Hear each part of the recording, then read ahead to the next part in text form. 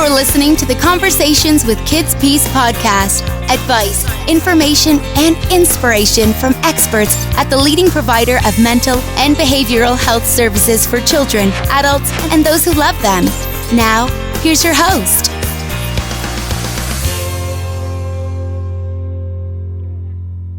The Conversations with KidsPeace podcast is sponsored by Spyglass Solutions, a nationally recognized management consulting group with comprehensive experience in the challenges of the healthcare field. Learn more at spyglasssolutions.org/conversations.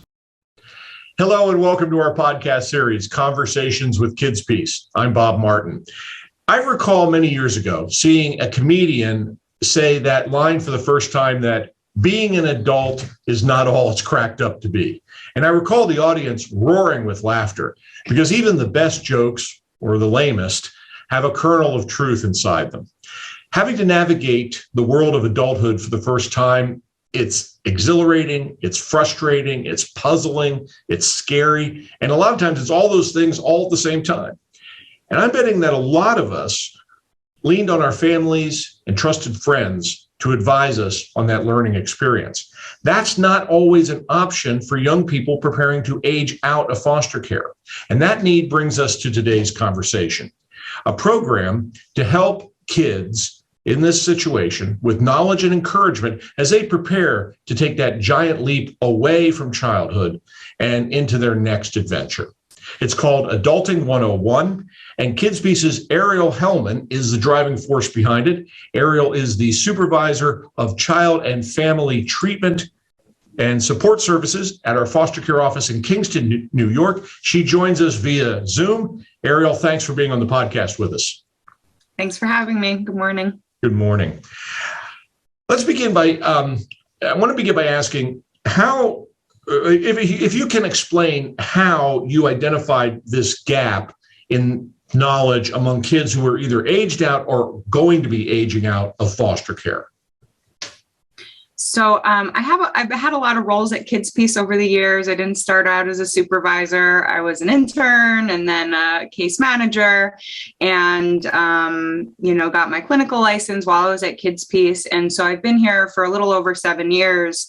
And when I started, I worked with a lot of variety of teenagers. And 7 years later, I've actually watched them age out of foster care and sort of been able to observe and notice their outcomes and how the team worked with them. And I noticed a pattern of a gap in skills, in an inability to plan for their future, because they were always dealing with crisis. So every single day, was facing today's challenge and wasn't really an ability to think about the future. So they had to really be in the here and now. And we're trying to, carve out some time for them to start thinking about planning about their future.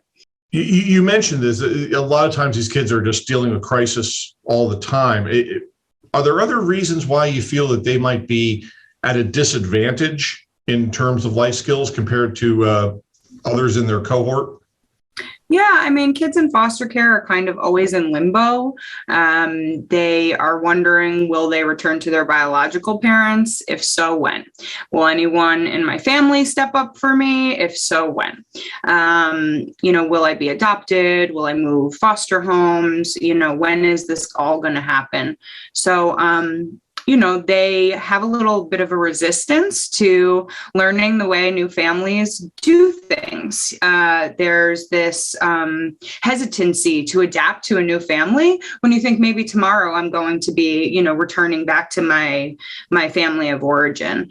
And that works vice versa as well. Like, foster parents and biological parents, they might think that the child already knows something, something's basic. Like we see younger kids all the time who, of course they know how to tie their shoe. They're 5. And, that might just be a gap that they missed based off of transitioning so many times in their life.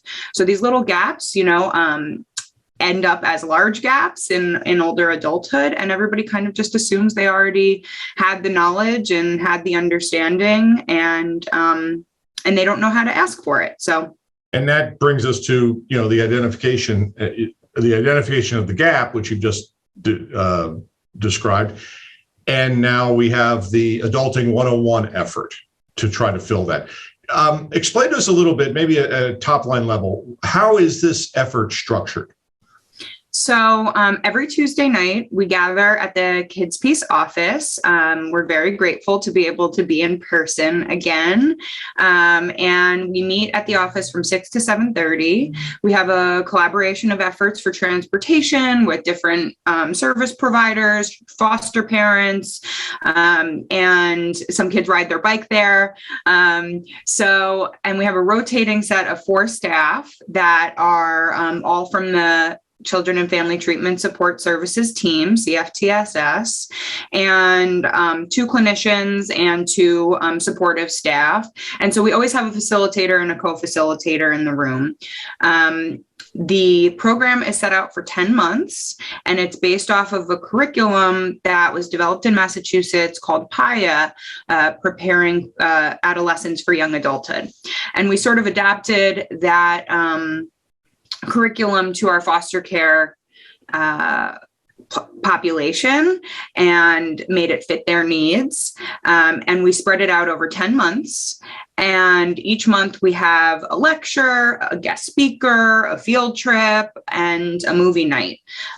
So we really try to mix up the patterns and the ways that we're hands-on teaching. So we're not just always lecturing and talking. Teenagers are up to their ears with schoolwork and preparing for college and all of these responsibilities. So we really try to mix it in with a little bit of fun. And it shifts from topic to topic. So we have pre-tests and post-tests. And one of the major pre-tests is the Casey Life Skills, which is a screening tool for teenagers that's been in application for a long time now and has continued to develop over the years. And it had already been administered every October. So the way that this program worked is actually we'll be re-administering the Casey Life Skills evaluation to the same children that we did last October, this October, and we're hoping to see a real change in outcome, as well as these children have the ability to identify major goals of their own based off of the results of the Casey Life Skills. And that brings me to my other question. I was really wondering how is the effort being received by the kids? As you mentioned, it's really quite a different mindset from what they kind of deal with all the time, both as teenagers and dealing with the foster care system. How are they? What kind of feedback are you getting from them so far? Really surprisingly well. Teenagers often give you the cold shoulder, kind of make you feel uncool, especially when you present something that you think is good for them. So, we started the program off with a month for them to get to know each other and to familiarize themselves with each other, and did a couple really cool therapeutic activities that allowed them to see how much they had in common. We have some other children in our programs who are community-based, but we kind of encourage this to be a foster care only group because there's no other community that these children are going to have that they're the only, that foster care is the common theme that brings them together. And so it's been really amazing how they have benefited from that right off the bat. And I think it was a really great decision to start off the program in that way. So they understood that they were a community. And they ended up easing up and admitting that they really wanted to know how to be successful in their future and break some of their familial and historical patterns. So it's been really, really positive from their end. I can imagine that it really is great that you begin with that sort of what I would term team building, getting to realize there are other people in that particular set of situations, and that you're kind of all doing it together. And there's a certain level of comfort and maybe openness to what they need to learn. Where, as you say, a lot of times teenagers do kind of say, I think I know everything right now. Thanks a lot. I'm leaving. Anything about this program now that this is the first, I believe it's the first sort of flight of these 10 months. Anything so far that's surprised you? Like I was saying before, I think everybody keeps coming. We kind of thought that maybe we'd have some kids that might sort of reject the idea or avoid us or start skipping more frequently. But I mean, we've had almost 100% attendance since we started, and we're now in month 3. We notice a lot more excitement each week about what they're learning, what's going to happen next week, what's for dinner next week, a lot of engagement and responsiveness. I think the other thing is that there's been so much staff involvement that everybody in the office is excited, and they sort of give updates at our staff meetings, and everybody's all like, oh yeah, what's happening next week? And, tell me about how the client that I work with was engaged in this group. And so, it's also bringing our staff together in some ways, as well as bringing this group of clients together.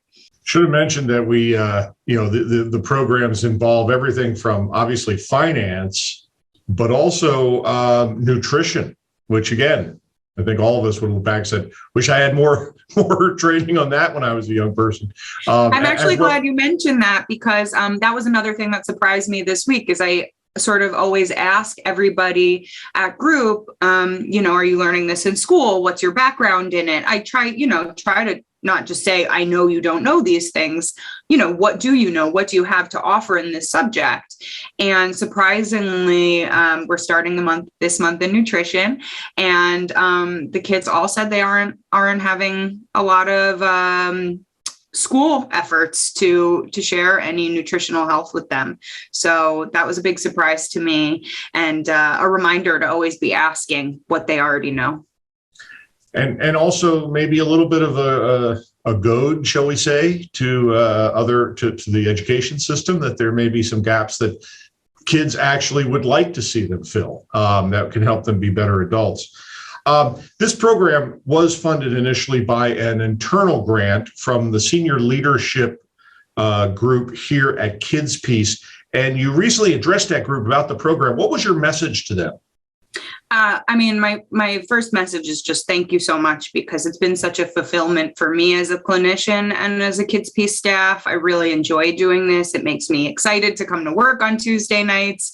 But also, a huge thank you, because I think this is really going to fill a gap in services. I think these clients are really going to feel supported by this program, and feel a unique connection to each other, hopefully build connections that they'll be able to take beyond their involvement with KidsPeace. I really hope that this program can continue, because it really was such an honor to present to the SLT team and be acknowledged in this way, and for all of our clients to be acknowledged. And then the last thing is that I really enjoyed collaborating with the team. I got several messages from different senior leadership team members, and they supported me in efforts that they've done similarly throughout their programs. And so it's just been really exciting from start to finish, and I'm definitely very grateful. Well, it's a wonderful program, obviously, and I think they're all very proud of their role in helping make it a reality. We ask each of our guests for a life hack. This can be a favorite saying, inspirational quote, maybe just a tip on doing something around the house a little bit better. Ariel, what's your life hack for us today? So I love my grandfather. He's 95 years old right now, and he's always been an inspiration to me. He's still working at 95 years old. He's really a wonderful guy. And throughout my entire life, he's always said quality over quantity. And I think that that's really something that has been ingrained in me, but also something that I truly believe in. I definitely take it to work every day. I think you can show up every day, but if you're not present, your clients that you work with, the staff that you work with aren't going to benefit in the same way that they are if you're giving your full quality.